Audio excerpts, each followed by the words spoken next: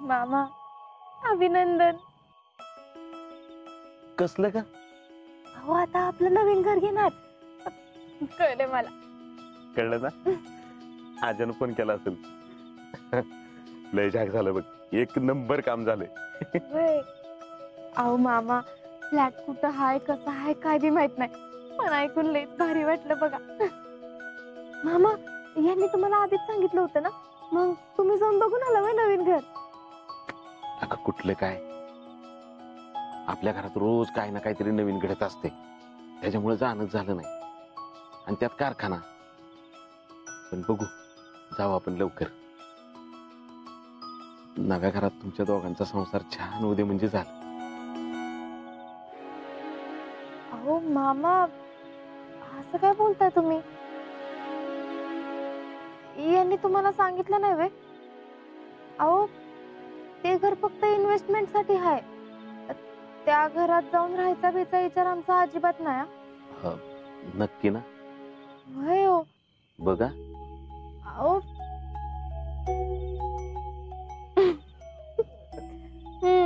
करा, माझी चेष्टा करा तुम्ही. एक तर यांना आयडिया बी तुम्हीच दिली आणि आता माझीच फिरकी घ्या. पण मामा एक सांगू,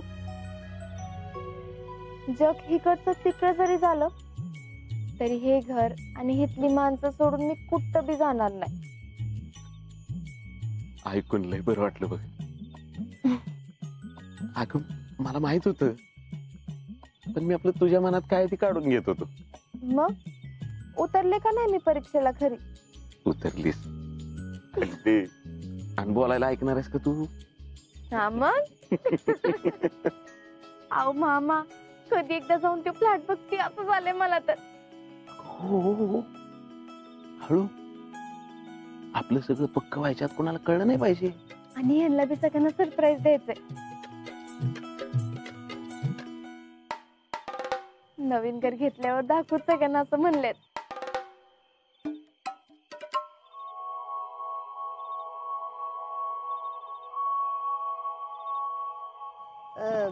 काय हो, काय बोलत होते तुम्ही आता? नवीन घर कुणाचं? नवीन घर? अहो मामी ते मामांना सांगत विचारत होते की आपलं इथंच जुनं घर होतं ना, मग ते पाडून नवीन घर इथंच बांधलं व्हय? तेच विचारत होते मी मामांना. ह्याच्या आज्यापासून आपण इथंच राहतोय बघ. तुला ठाव नाही तर आपलं पहिलं घर आहे की नाही, लय म्हणजे लय साधं होतं बघ. अगं पहिली घर कुडाची असायची ना. होय. त्यांना काय विचारती, मी सांगते की तुला सगळं. होय सांगा की. आधीच्या घरात का नाही लई आपदा व्हायची बघ. आणि तवा का नाही माझं नुसतंच नवीन लग्न झालं होतं. मग काय मीच पुढं होऊन ह्यांना म्हणलं, आता तरी काढा की घराचं काम. पण ह्यांचं आपलं नेहमीच, आता नको पुन्हा बघू, राहू दे नंतर बघू. असं काय हो मामा? काय असं? हा मग काय मी ह्यांना म्हणलं अजिबात नाही. एवढी बायको करून आणली, मग तिला राहायला नीटनेटकं घर नको व्हय? पाहिजे की. बरोबर होतं की तुमचं. काय हो मामा? मग तेच की. मग मीच जाऊन जिजींना सांगितलं, आणि मग काय समोर उभा राहून सगळी कामं करून घेतली बघ. काय सांगताय? वय मग तुला सांगते, मधली भीत आहे का नाही त्यांच्याकडनं जरा बांधायला चुकली होती. मला दिसल्यावर मग मी काय गप्प बसती वे. गेले त्यांना म्हणलं पहिली ही भीत पाडा आणि परत बांधा. परत? पण मग परत बांधायला जास्त सामान लागलं असेल ना? वय लागलं की जरा, पण घर काय रोज रोज बांधत असतोय वेग आपण, ती एकदाच होतंय. म्हणून म्हणलं जे काय करायचं असेल का नाही ते नीटच झालं पाहिजे. पहिली ती भीत पाडा. पण काय मी म्हण पुष्पा, समाधानाने कर्ज काढलं म्हणूनच घर बांधून झालं. आणि त्या पोरानं राब राब राबून ते सगळं कर्ज फेडलं बघ. तर तुम्हाला त्यांच्या एकट्याच दिसतंय ना. अगं तसं नाही पुष्पे, तू पण कष्ट केलंस की, नाही कुठं म्हणते मी, पण आम्ही बी सगळी राबलोच की. सगळी म्हणजे? अगं तेव्हा घराचा खर्च लय वाढत होता. मग पुष्पीने एक नामी आयडिया काढली. म्हणले आपण मिस्त्रीच फक्त बोलवू, गडी बोलवायचेच नाही, आपणच काम करू. मग घरासाठी ईट वाळू खडी मी जीजी पुष्पी जेडी सगळे मिळून व्हायचो. आम्ही समद्यांनी मिळून हे घर उभं केलं असं म्हणलीस तरी काय हरकत नाही बघ. म्हणूनच तुमच्या सगळ्यांचं या घराशी एवढं घट्ट नातं आहे. वय तशी सगळीच राबल्यात, पण मी माग लागले आणि हट्टाला पेटले का नाही, म्हणून तरी यांनी कर्ज काढलं. होय, म्हणजे नवीन नवीन बायको आहे, जरा हट्ट पुरवला पाहिजे तिचा. तसा अजून मी हट्ट पुरवतो बरं का तिचा.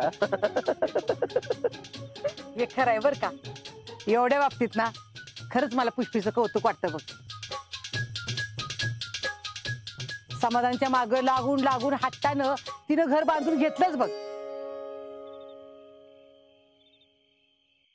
पण एक सांगू का पोरीनो, कायमचं ध्यानात ठेवा, घर हे बाईमुळेच उभं राहतं बघ. काय शीतल, पटतंय का नाही? पटतंय, एकदम 100% पटतंय बघा.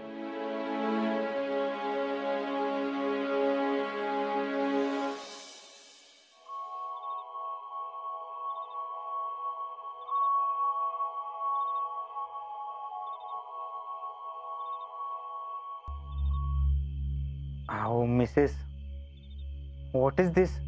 काय झालं आता? अहो आपण ह्या घरात कमबॅक कशासाठी केलाय? त्या शितलीला त्रास द्यायला. करेक्ट. मग ती बघा बाहेर कशी खुश आहे ती. असू देतो, तसे बिल्लही दिवस खुश नसणार आहे ती. अहो पण आपण काहीतरी केलं पाहिजे ना. चला डिस्कस करू. काय डिस्कस करायचे हो? तुम्ही ना जरा शांत बसा, बाकी सगळं मी बघते. तसं बी मी होते म्हणून या घरात तरी आलो आपण, आता बसलो असतो तुमच्या त्या ऑफिस मध्ये काकडत.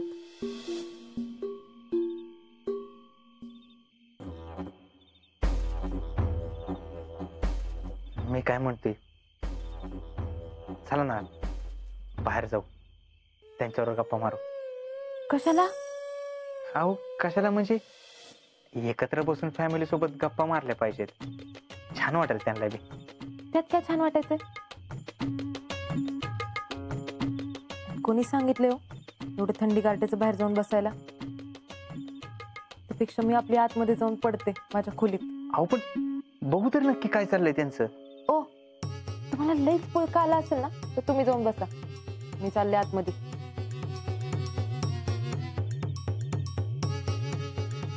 टॅलेंट, कधी कधी आम्हाला असं फील होतं का नाही, झक मारल्याने हिच्याबरोबर लग्न केलं बघ. आयुष्यातली बिगेस्ट मिस्टेक आहे आमच्या.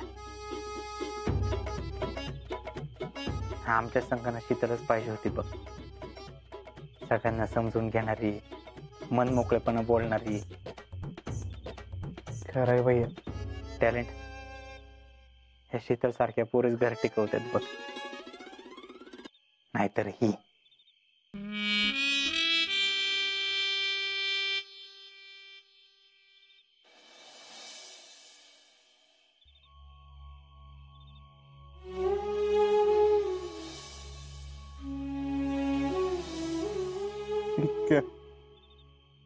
तू आम्हाला सोडून कायमच निघून गेला. तुझं जाणं बिला कामची इज्जत वाढून गेलं माहितीये का? शहीद विक्रमरावचा दोस्त म्हणून मला समधी ओळखतात. आज तू इथं नाही, आज्या बी नाही लाग. तुझं अर्धवट राहिलेलं काम तो पूर्ण करतोय. पण लका मीच एकटा बोललो लका. इक्या तुझी लका लय आठवण येते मला. आज्या संग आदनं मधनं फोनवर बोलणं तरी उत्तर, पण तुझ्या संग कसं बोलू लका. कुठल्या नंबरवर फोन लाव तुला.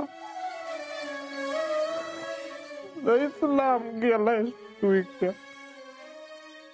तुम्ही दोघं जवळ नसला ना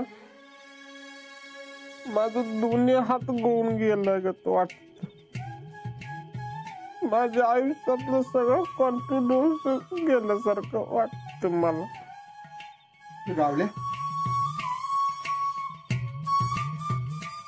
काय झालं? झोप येणार का तुला? नाही काय ना. मग दोस्ताची आठवण येते का तुला? होय. अरे येणारच की. अरे किती वर्ष तुम्ही एकत्र होता, आता लांब गेलात एकमेकापासून. बापू मला एक घर सारखं खायला उठत. माझं कुणीच नाही असं वाटत मला. अरे असं का म्हणतोय? आम्ही आहे.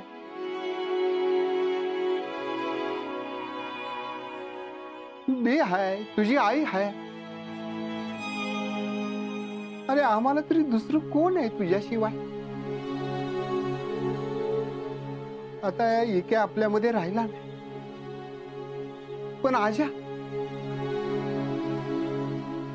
त्याला तर तू हक्कानं फोन करू शकतोस. फोन करू शकतो बापू मी, पण शेवटी दोस्त ते दोस्त असते. तुम्ही हायसा की दोघ, मी नाही कुठं म्हणलंय, पण तरी पण. राहुल्या, अरे आमच्या दोघांना तुझं मित्र समज की रे. रावल्या, तुला घरात राहूशी वाटत नाही बी समजू शकतो, पण घर आपल्या माणसाने बनत. तुला जे काय वाटेल ते आमच्याशी बोलत जा, म्हणजे तुला एकटं नाही वाटायचं. घर सगळं मिळून वाटून घेण्यासाठी असतं, मग ते सुख असो दुःख असो. चुकलं माझं बाप. असू दे असू दे, जा जाऊन झोप जा.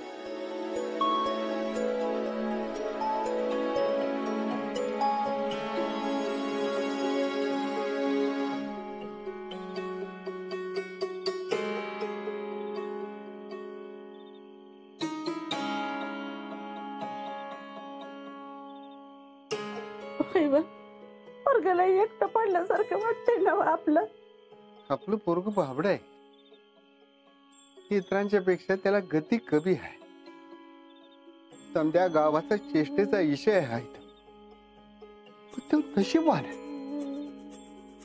म्हणून त्याला आजा एकासारखे दोस्त मिळाले. भावा बरीच जास्त प्रेम केलं त्यांनी त्याच्यावर, सांभाळून घेतलं त्याला. खरंय तुमचं, त्याला सांभाळून घेणार कोणी नाही म्हणून तरी एकटं वाटतंय. काय काळजी करू नका, उद्याची सकाळ होऊ द्या. बघा समजा कसं व्यवस्थित होईल. समजा व्यवस्थित होईल.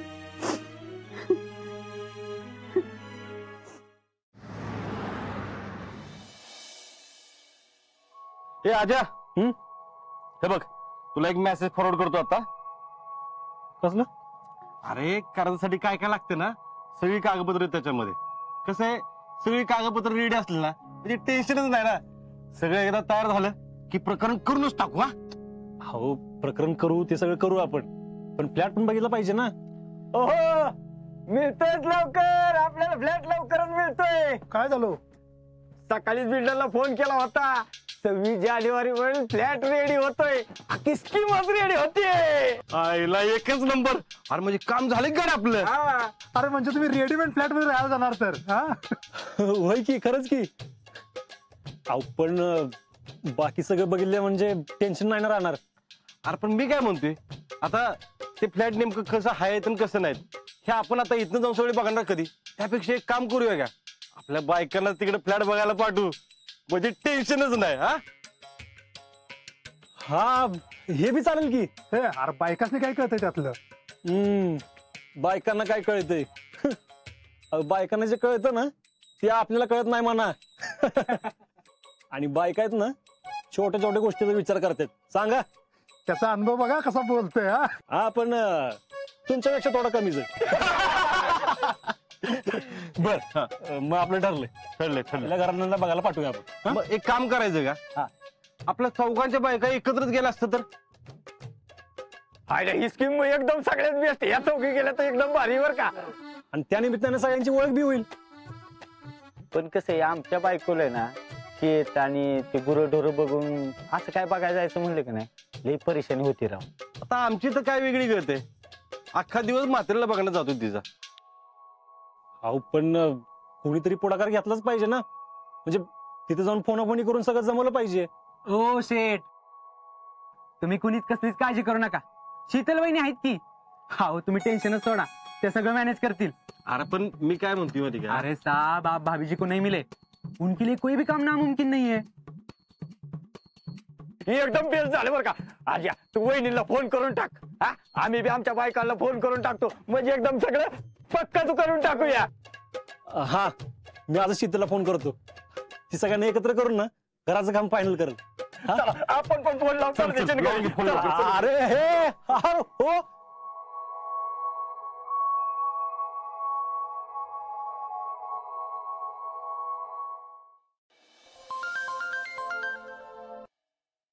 जय हिंद फौजी.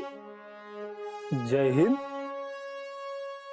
काय ग आवाजात एकदम जोर आहे आज. मग मिसेस फौजी आहे ना मी. बरोबर आहे. बर काय करतेस? अहो काय नाही, कामं आटपली, आता नुसतं बसले होते. बोला की. बरं ऐक, आपण जे सातारला फ्लॅट बघायला जाणार होतो ना, तर 26 तारखेला रेडी होईल म्हणून सांगितले त्यांनी. तर तुम्ही जावा आणि काय कसं वाटतं ते सांगा. अहो तुम्ही म्हणजे मामाला घेऊन जायचंय वे? अगं हाय का, आता कोणाला सांगायचं नाही म्हणून ठरलंय ना आपलं. वय ते बी आहेच. मग अहो तुम्हाला सांगते, घर कसं असेल कुठं असेल या विचारानं मला रातभर झोपच लागली नाही बघा. आता घर बघितलं ना की माझ्या जीवाला चैन पडेल बघा. आणि तुम्ही म्हणजे योगेश साहेब, निकम साहेब, मयुरेश यांच्या सगळ्यांचे मिसेस बघायला जाणार आहे. तर आमचं म्हणणं होतं की तुम्ही सगळे एकत्र मिळून जावा ना. बर बर त्यांच्या संग जायचंय वय, जाते की. अहो तुम्हाला माहितीये का, काल मी आणि मामा घराबद्दल बोलत होतो, त्यांना बी लई आनंद झालाय. हा मला वाटलं मामा काय म्हणतोय काय. शितले, मामाला असं तर वाटत नाही ना की आपली पोरं आपापली सोय बघतात म्हणून? अहो नाही नाही, अजिबात नाही. उलट ते म्हणले त्यांना बी घर बघायचंय. बरं झालं. बरं ऐक, मला आता सारखं फोन करता येणार नाही, ते मी निकम साहेबांच्या बायकोचा फोन नंबर पाठवून देतो, त्यांच्याशी बोल आणि काय ते ठरव. मग बर ठरवते. वयो फोन करता येणार ना असं का म्हणलात? अगं ह्यो हप्ता आमच्यासाठी लय मुश्किल असते. 26 जानेवारी आहे ना, देशात काय बी घातपात होऊ नये म्हणून या आठवड्यात आम्हाला सज्ज व्हायला लागतं. आणि दुश्मन काहीतरी कुरापती करणार हे आम्हाला माहितीच असतं, त्यामुळे सुरक्षा टाईट करायला लागते. बर ठीक आहे.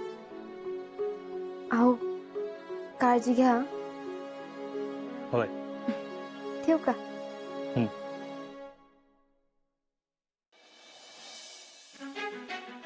फौजी, 15 ऑगस्ट आणि 26 जानेवारी आम्ही लई उत्साहात साजरा करतो, पण तुम्ही ते सुरळीत पार पडावं म्हणून लई कष्ट घेता.